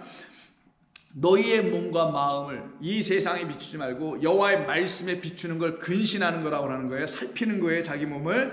그리고는 어떻게 해요? 예수 그리스도께서 나타난 게 아니라 예수 그리스도의 계시의 때, 계시 안에서예요. 예수 그리스도의 계시로 말미암아 너희에게, 그럼 어떻게 해요? 계시는 들춰주는 거고 가르쳐주는 거니까, 보여주는 거니까 가져다 줄 어떤 거, 하나님의 놀라운 은혜. 이 모든 게 전부가 아니었구나. 이것은 진짜 것이 비춰준 그림자였구나. 그때 그들은 뭐예요? 아멘! 감사가 터지는 거예요. 여기서 왜? 진짜 은혜의 하나님을 만나는 거예요. 이게 전부가 아니군요. 나는 육으로 살다 육으로 끝나는 게 아니군요. 먼지였던 내가 하나님의 영을 이렇게 부으셔서 내가 이렇게 눈을 뜨고 보니 당신이 갖고 계신 진짜가 있네요. 이걸 보니 은혜를 알게 되는 거예요. 나 같은 자에게 이걸 어찌 알려주셨습니까? 내 눈을 열어서 어찌 이걸 보게 하셨습니까? 이 세상에서는 가르쳐주지도 들려주지도 않는 것을 하나님께서 나 같은 미천한 자에게, 미천한 종에게도 찾아오셔서 성령으로 감동하여 주셔서 내 마음이 감업하여지니 이것을 드디어 볼 수 있게 되었습니다라는 그 은혜를 온전히 너희가 바랄지어다.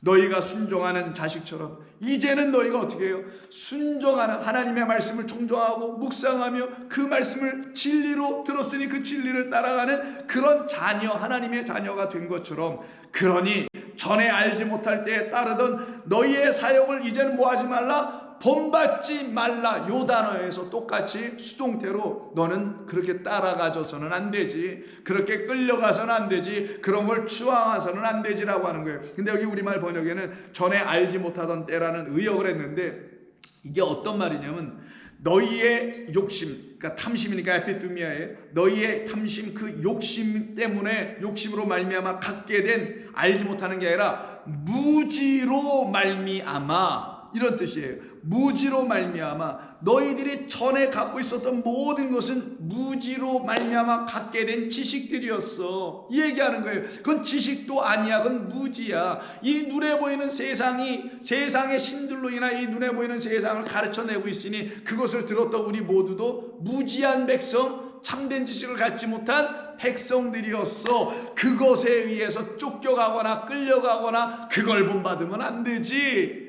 오직 너희를 부르신 거룩한 분을 따라, 처럼이 아니라 그 분으로 말미암아 그 분을 따라 너희도 모든 행실에 거룩한 자가 되어야지 라고 말해요. 이때 행실한 말이라는 건, 저 사람 행실이 품행이 방정하지 못하고 안 좋아, 저 사람 깨끗한 행실이 없어, 저 사람 늘 삶이 좀 지저분해, 이런 행실이 아니에요. 이 행실을 트로페라는 단어는 그런 단어, 그런 말이 아니라 예전의 삶의 자기의 모습이에요. 예전에 세상 신이 하나님을 알지 못했던 것들이 가르쳐준 것으로 말미암아 나의 삶이 그것으로 말미암아 이렇게 따라가고 있고 행하고 있어요. 그거를 행실이라고 한 거예요. 그러면 아까 바울을 놓고 얘기할 때 한 손에는 세상에 주신 철학도 있었고요, 한 손에는 유대 종교가 가르쳤던 어떤 종교적 구원의 어떤 이른 어떤 지혜 지식들이 있었어요. 이게 다 모였다라는 거예요. 이것이 바로 베드로도 그렇고 유대교 안에 있었던, 그리고 바울도 마찬가지고, 모두 다 게 뭐냐?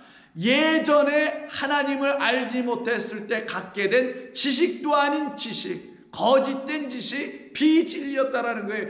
그것으로 인하여 질질 끌려가는 그 삶의 행실을 이제 난 쫓아가지 않는다라고 지금 바울이 말하는 거예요. 그래서 갈라디아서 1장에서 바울은 이런 얘기를 12절 13절에서 합니다. 13절 먼저 볼까요? 내가 이전에, 이 말을 해요. 바로 이전에, 어떤 이전에? 그리스도 예수를 만나기 이전에, 그리스도를 만나기 이전에 그가 본 것은 이 세상밖에 없어요. 유대교밖에 없고 세상 철학밖에 없어요. 그것을 이전이라고 하는 거예요. 그 이전 중에 하나인 유대교만 지금 언급합니다. 내가 이전에 유대교에 있을 때에 행한 일이라고 우리 번역을 했는데, 이 단어가 똑같이 그 단어의 행실이에요. 행실을 너희가 들었거니와. 어떤 행실이에요? 율법으로는 하나도 흠이 없는 그런 행실입니다. 그런 행실은 유대교가 만들어낸 그들의 사라의 계명으로 만들어낸 법들, 계명들, 전통들, 규칙들, 이런 것들이에요. 그런 걸 가지고 열심으로 행했어. 그런 걸 너희가 들었으나 나는 그거 가지고 뭐 했는지 아시오? 하나님을 박해갖고 나는 그게 진짜 온전한 것인지 알았지만, 이렇게 얘기해 14절에서는 내 조상의 전통을 따라서 더욱 열심, 어떤 열심? 헛된 열심을 일으키게 하는 그런 행신들이었었습니다. 진리와 복음과 은혜를 모르고 하나님이라는 영원하신 분을 만나지도 못하고 껍데기 하나님을, 바울이라는 하나님을 만나고서는 헛된 열심으로 나는 살아갔던 사람이에요. 뭐가 일어나기 전에는, 거꾸로 올라가서 12절, 이것이 내게 일어나기 전에는 어떤 일?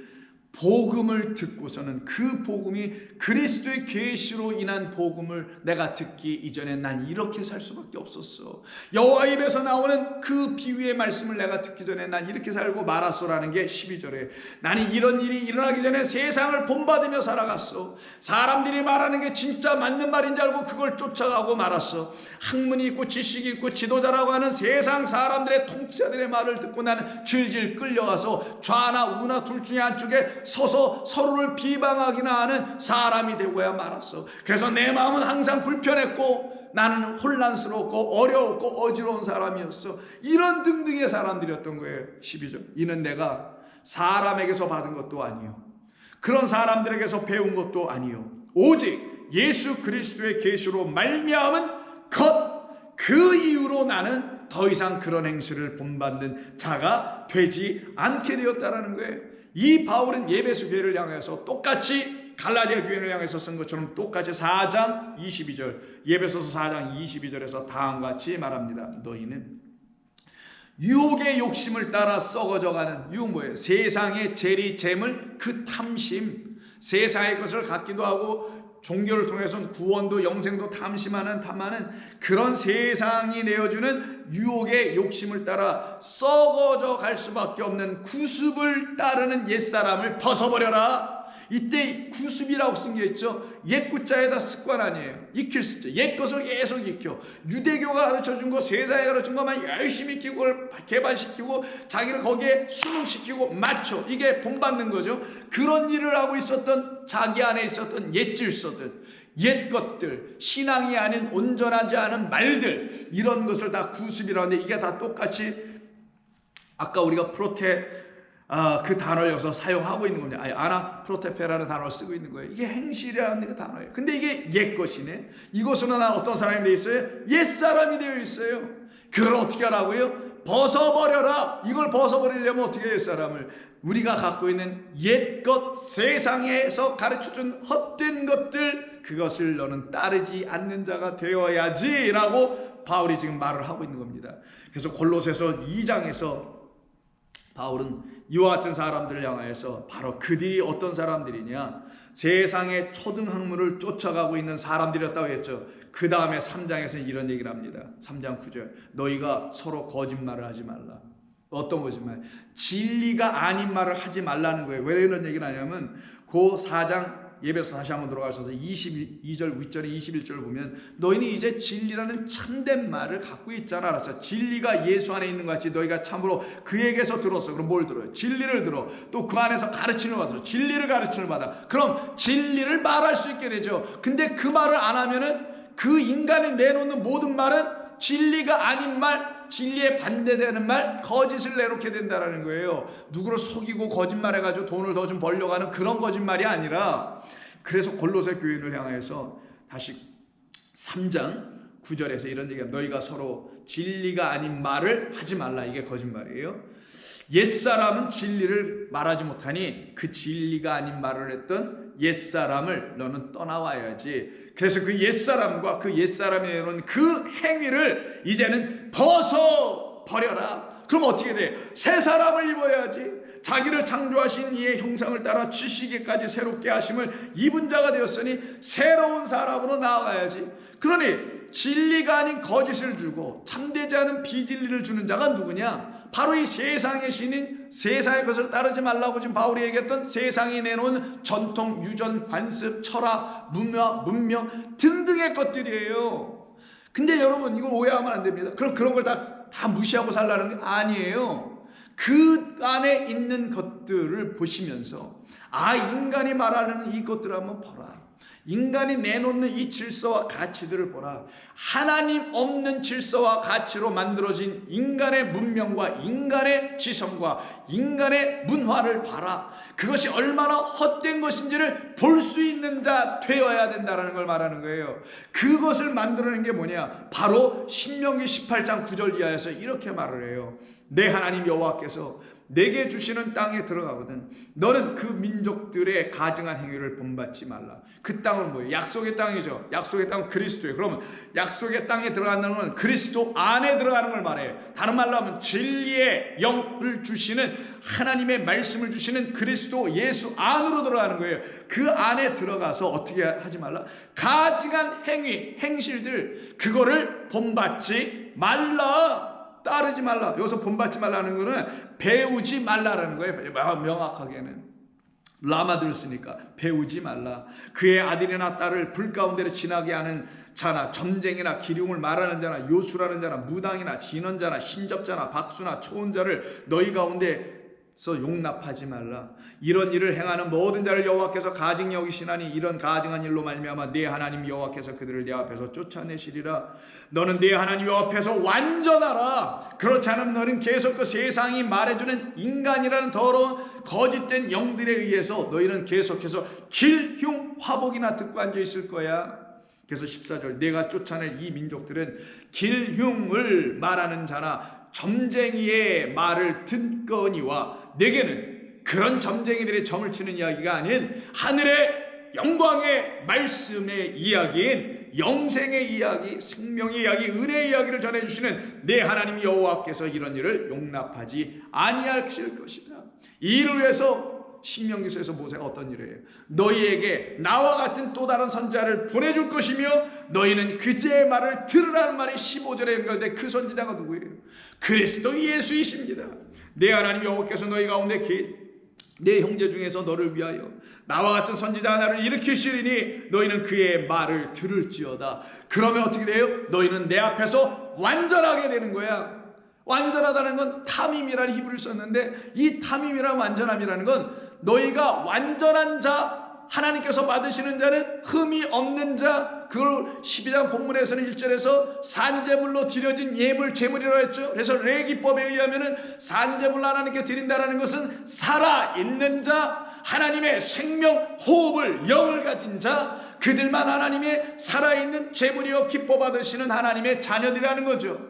그래서 레위기서 22장 17절 이하를 보시면 모세를 통하여 하나님께서 이스라엘 백성들에게 하나님께 드려지는 하나님이 기뻐 받으시는 제물을 아론 제사를 통해서 말씀하지 아니하시고 모세를 통하여 말씀하세요. 모세 누구? 그리스도라는 모세를 통하여 그로 말미암아 우리가 어떻게 하나님의 받으시기에 합당한 제물이 되는지를 가르쳐 주는데 여기에 흠이 있는 것과 흠이 없는 나란 말이 나옵니다. 한번 들어보세요. 그 아론 모든 제사장에게 알려줍니다. 그리고 뭐라고 말을 하냐? 아론과 그의 아들들과 이스라엘 온 족속에게 모세가 말하기를 이르라. 너는 이렇게 가서 얘기해주라고 모세에게 하나님께서 말씀하시는 거예요. 이스라엘 자손이나 그 중에 거류하는 자가 서원 제물이나 자원 제물이나 번제와 더불어 여호와께 예물로 드리려거든 기쁘게 받으심이 되도록 소나 양이나 염소나 어떤 그런 등등의 동물에 흠없는 수컷으로 드려야 해.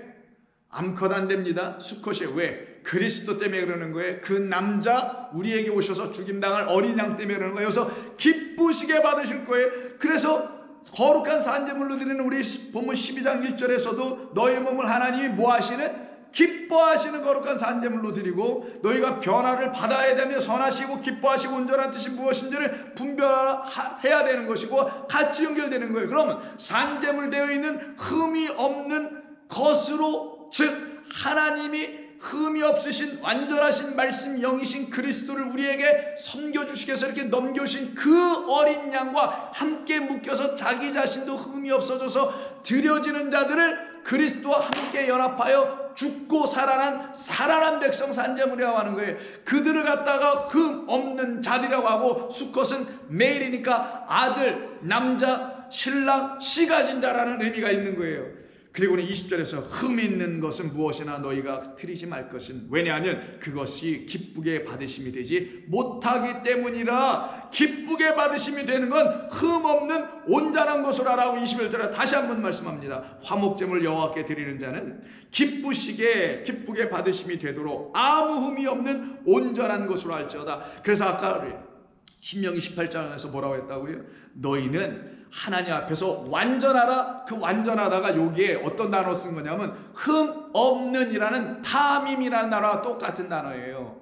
타민과 반대되는 말이 어떤 단어냐? 흠 없는 것과 완전하다는 말, 이 타민과 반대되는 말이 바로 20절에 나오는 흠 있다라는 거예요. 그래서 히브리어로 보면은 아주 더 이해가 쉽습니다. 흠 있다라는 말은 아눔이라고 발음해요. 아눔 이렇게 발음합니다. 아눔이에요. 근데 이 아눔이라는 것은 알레프 하나님이라는 말로 시작하는 거예요. 알레프 하나님으로 시작합니다. 근데 이게 하나님으로 시작한다라는 그 말 속에 그건 첫 번째 것으로 시작한다는 의미가 있는 거예요. 그러면 마지막 것으로 완성을 하셔야죠. 첫째 것과 둘째 것이 있으니까 첫째 것에도 예법이 있고, 그런 첫째 것을 폐하시고 그 완전하게 이루시는 둘째 것을 우리에게 주시는 거죠. 그 둘째 것이 뭐냐? 그리스도 예수라는 마지막 아담, 둘째 아담이라는 하나님의 아들 어린 양, 세상 죄를 지고 하시 십자가에 죽으신 그분으로 말미암아 우리라는 존재들, 이 흠 있는 존재들이 그 흠 없는 그리스도로 말미암아 둘째 것과 딱 하나가 되어 묶이게 될 거라는 거예요. 그때 우리를 뭐라고 하냐? 너 완전한 자야. 너 완전하여 절하라고 명령했으면 이 말씀을 깨달아 알아듣고는 저 완전하지 못한 흠 있는 자군요. 저 흠 있는 첫 번째 것으로만 여전히 난 자군요. 난 이 첫 번째 것, 이 세상으로만 여전히 존재하고 있는 자군요. 나는 육의 생명만 여전히 갖고 있는 자이군요. 나는 첫 번째로 주신 이 첫 번째 땅과 이 첫 번째 하늘 안에서 이것만 보고 이 세상이 가져다주는 신들에 의해서 거짓된 가르침을 가지고 살아갔던 그런 자, 그래서 나는 흠 있는 자라는 거예요. 세상 종교, 세상 도덕이 가르쳐줘서 너 이런 거 못했잖아, 너 저런 거 잘못했잖아, 그런 의미에서 흠 있다라는 게 아니라 하나님은 그렇게 우리를 보시는 게 아닙니다. 너는 이 안에 갇혀있는 이것만이 전부라고 생각했잖아. 그래서 여기서 내놓은 것이 진짜 나라고 생각하고 그걸 붙들고 있었잖아. 근데 이건 첫 번째 것 알레프다. 그러나 내가 하나를 더 준다. 그것으로 이 첫 번째 것을 완전하게 너희들의 눈이 띄어지면 나를 보게 될 것이다. 그게 뭐냐? 그걸 타밈이라고 하는 거예요. 그게 흠없는 것, 온전하고 완전한 거예요. 그래서 히브리어로 첫 번째 것에는 흠이 있다라는 말에는 알레프로 시작하는 거고, 흠이 없는 완전하다라는 것에는 타우를 쓰는 거예요. 그래서 아눔이냐 타밈이냐 이거예요. 그런 게 뭐냐? 나는 알파와 오메가란 말을 아시죠? 나는 처음이요 나중이요. 나는 첫째 것도 지어놓고, 그리고 그것을 통하여 마지막 것을 너에게 이렇게 말씀으로 지어서 줄 거야, 보여줄 거라는 그 마지막 것을 이루시는 분이잖아요. 그게 알파 오메가예요. 그럼 알파 오메가라는 말은 이건 문자죠. 어떤 문자? 그리스어의 문자, 헬라어의 알파벳 중에 알파는 영어의 A에 해당되는 첫 번째 자음이요, 첫 번째 문자요. 그리고 오메가는 마지막의 마지막 자음, 마지막 문자의 자음이라기보다 마지막 문자. 이거와 똑같이 히브리어도 그럼 히브리어 문자가 있을 거 아니야, 알파벳이. 첫 번째가 뭐냐? 흠 있다라는 첫째 것에 해당되는 알레프예요. 첫 번째가 알레프를 시작하는 겁니다. 그리고 마지막이 뭐냐? 그 흠이 없다라고 하는 타밈의 타자라고 발음하는 그 티, 타우라는 마지막 알파벳이 히브리 24개의 문자들, 24개 아니라 2개, 거기에 마지막 알파벳이 되는 겁니다. 그럼 똑같은 거죠. 알파와 오메가와 알레프와 타우를 여기서 지금 얘기하고 있다는 거예요. 내 이름은 알레프와 타우야. 이거를 헬라어로 신약성경에서 뭘로 번역한 거냐? 알파와 오메가로 번역한 것 뿐이에요. 나는 너희들에게 첫 번째 것을 줬다. 근데 이것은 타우라는 마지막 완성의 것을 기다리고 있는, 그 약속을 기다리고 있는 자들에게만 이 첫 번째 것이 의미가 있고, 이 첫 번째 것이란 눈에 보이는 아이오니아는 이 세상, 그들에게 세상의 신이 되지 않을 거며, 그리스도라는 완성 내 아들로 말미암아 이 첫 번째 땅과 첫 번째 하늘이 새 땅과 새 하늘로 완전히 뒤바뀌어지는 계시의 영이 너희들에게, 지혜의 영이 너희들에게 부어지게 될 것이다. 그때 너희들은 이 세상을 따라가지 않은 자들 될 거야. 너희는 이 세상의 악한 말들을 너희는 쫓아가지 않게 될 거야. 어떤 악한 말? 이게 전부라고 말하는 악한 말, 이게 진리라고 말하는 하나님을, 성령을 모독하는 그런 악한 말을 내놓는 자들을 너희는 쫓아가지 않게 될 거야. 그래서 신명기 32장에서 신명기서를 썼던 바로 모세는 이렇게 얘기합니다. 4절 이하에서 5절 보죠. 그들이 여호와를 향하여 악을 행하니 하나님의 자녀가 아니요 흠이 있고, 이게 첫 번째 것이라는, 아까 흠 있는 아눔이라는 알레프로만 살아가고 있는 자들, 다른 말로 하면 보이는 것만 가지고 살아가는 자들, 보이는 하나님으로 하나님을 바라보려고 하는 자들, 그런 자들을 얘기하는 거예요. 이게 지금 그런 자들을 놓고 흠 있는 자들이요 삐뚤어진 세대로다, 뒤틀려 있는 거예요. 마음이 뒤틀렸다는 게 아니라 하나님이 주신 이것을 왜곡시켰다라는 거예요. 변질시켰다라는 거예요. 뒤틀어버렸다라는 거예요. 누구의 마음으로? 인간 자기의 마음과 생각과 눈으로 바라보고 이건 이런 거야 라고 딱 사람들에게 내놓고 가르치더라. 이걸 뒤트는 거예요. 비틀어버린다라는 그런 세대예요. 어리석고 지혜 없는 백성들이라고 얘기하는 거예요. 이들을 갖다가. 그래서 6절에서는 그러나 너희는 어떻게 하라고요? 4절 그 반석이신 여호와 하나님, 반석이신 우리 그리스도, 그는 반석이시니 그가 하신 일이 완전하고, 이 완전에다가 탐임을 딱 씁니다. 그래서 여기서도 아눔과 탐임이 같이 나와요. 첫 번째 것과 마지막 것이 동시에 나오는 거예요. 그가 하신 일이 완전하고 그의 모든 길이 정의롭고 진실하고 거짓이 없으신 하나님이시고 공의로우시고 바르시도다 라고 하는 그 하나님을 들으라. 그 하나님을 가르칠 자, 바로 내 이름으로 또 나와 같은 또 다른 선지자인 그리스도가 우리에게 알려줄 거라는 거. 어떻게? 1절처럼 31장 하늘이여 귀를 기울이라. 어떤 하늘? 이 세상에 눈에 보이는 걸 가지고 그냥 나는 하늘 됐어, 이 첫 번째 것만 가지고는 난 구원받았어 라고 말하는 그런 하늘들이여, 좀 들어봐라. 귀를 기울여 내가 말하랴. 땅은 내 입의 말을 들을지어다. 여전히 이 눈에 보이는 것에 붙잡혀 거기 안에 갇혀있는 이 땅들아, 그리스도라는 약속의 땅, 그리스도 예수 안에 진리 안에 아직 들어가지 못한 땅들아, 그리고 들어가지도 못하고 거짓된 종교와 거짓된 진리들을 가르쳐내서 그것으로 하늘나라 갔다고 해서 하늘 됐다고 하는 이런 자들아, 다 들으라. 내 교훈은 비처럼 내리고 내 말은 이슬처럼 맺히나니 연한 풀 위에 가는 비 같고 채소 위에 단비 같도다. 이걸 은혜라고 하는 거예요. 연한 채소 위에 막 우박 떨어지면 어떻게 하겠냐고요. 우박장처럼 안 되죠. 잔잔하게 소리 없이 그 모든 생명들이 우리들에게 당신의 은혜의 담비인, 성령의 담비인 하늘의 진리의 말씀, 위의 말씀을 우리에게 부어주신다는 거예요. 내가 여호와의 이름을 전파하리로다. 너희는 우리 하나님께 위엄을 돌릴지어다. 영광을 돌리는 사람들이 비로소 될 수 있겠죠. 그럼 이들은 비로소 하나님 앞에서 완전한 자, 온전한 자로 세워줄 수 있어요. 악하고 거짓된 세대에서 이들은 떠나 나오게 됩니다. 그럼 악한 세대는 어디 있냐? 바로 창세기 6장에 있어요. 6장에 보면은 1절 이하에서 쭉 보면 네피림들 그 세대가 막 나타나지 않습니까? 그때 5절 6절을 보면은 여호와께서 사람의 죄악이 세상에 가득함을 보시고 그들의 마음으로 생각하는 모든 계획이 항상 악함을 보셨더라 라고 말씀하죠. 근데 이런 세대들 중에서, 이런 세상 가운데서 하나님의 마음과 하나님의 은혜를 알고 발견한 사람이 있어요. 그 이름 하여 바로 노아라고 하죠. 그 노아에 대해서 뭐라고 하는지 아세요? 노아를 한번 볼까요? 다 창조한 것들, 허탄한 것들이 다 죽게 된다라는 것을 얘기하신 이후에 8절에서 그러나 노아를 놓고는 뭐라 하냐? 노아는 여호와께 은혜를 입었더라.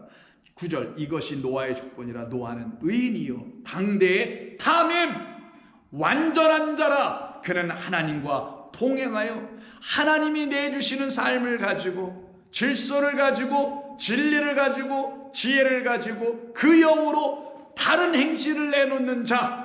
그래서 방주 지어라 했더니 혼자 짓고 있는 자, 자기가 타야 할 방주인 그리스도를 자기 안에 지어가는 자, 그리스도 예수라는 말씀 성전을 자기 안에 지어가는 자, 그런 노아 여러분이어야 됩니다. 그들이 바로 세상을 본받지 않고 따라가지 않는 자를 말하는 거지, 세상을 좌우로 나누고 악한 자, 선한 자, 이들을 따라가면 안 돼요 라고 하는 그런 가르침이 아닌 것을 여러분들은 분명히 들으시고, 여러분 안에는 바로 이 하나님과 동행하는, 그래서 하나님 보시기에 탐임, 너는 아눔에서, 흠 있는 존재에서, 이 흠 있는 이 세대에서 나로 말미암아 흠 없는 탐임, 두 번째 것 내가 보여주려고는 완성의 것으로 들어가는 자 되었구나. 그래서 이 명령을 드디어 믿음의 백성들에게 다 주시기로 약속하셨기 때문에 믿음의 조상이라고 하는 누구에게? 아브라함에게도 이 명령을 똑같이 하세요. 17장 1절 창세기. 아브라함이 99세 때 이때 아들 낳을 때입니다.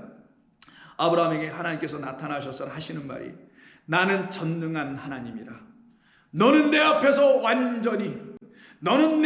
행하여 완전하라. 이때 행하여가 뭘 행동하라는 게 아니라 동행하다. 에녹이 동행하는 거죠. 넌 내 앞에서 거닐어야지. 나와 함께 내 손잡고 다녀야지. 나에 의해서 끌려다녀야지. 세상에서 끌려다니면 안 되지. 나와 함께 동행하자. 그러면 어떻게 된다? 탐임 완전하여지느니라. 이것이 바로 세상을 본받지 않게 된 하나님의 살아있는 생명의 말씀으로 산재물된 저와 여러분들입니다. 하나님께 감사하십시다. 기도합니다. 하나님 고맙습니다. 오늘 주신 이 귀하고 복된 말씀을 우리의 영으로 듣고 우리 안에 하나님께서 주신 진리의 영으로 알아들을 수 있도록 성도 한 사람 한 사람에게 성령을 부어 주시옵소서. 우리 주님 예수님의 이름으로 기도하옵나이다. 아멘.